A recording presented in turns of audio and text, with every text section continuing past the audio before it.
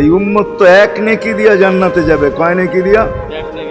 একটা নেকি দিয়া জান্নাতে যাবে এই উম্মত।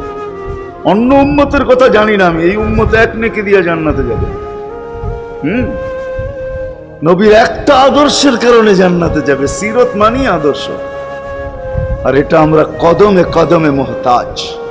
কেননা এই ছোট জীবনটা যদি গ্রহণযোগ্যতা পর্যন্ত পৌঁছাইতে হয় আল্লাহর কাছে, চাই নারী হই, চাই যুবক হই, চাই বৃদ্ধ হই, যেই মানুষই হই না কেন, যেখানেরই হই না কেন, যেই বাসারই হই না কেন, যেই বর্ণেরই হই না কেন, যেই পেশারই হই না কেন, যেই সোসাইটিরই হই না কেন, এই জীবনটাকে যদি গ্রহণযোগ্যতা পর্যন্ত পৌঁছাইতে হয় কার কাছে? দুনিয়াওয়ালাদের কাছে না, মালিকের কাছে, যিনি এক ফোঁটা পানির থেকে অস্তিত্ব দিছেন, যার কাছে আবার আমাদেরকে ফিরা যেতে হবে।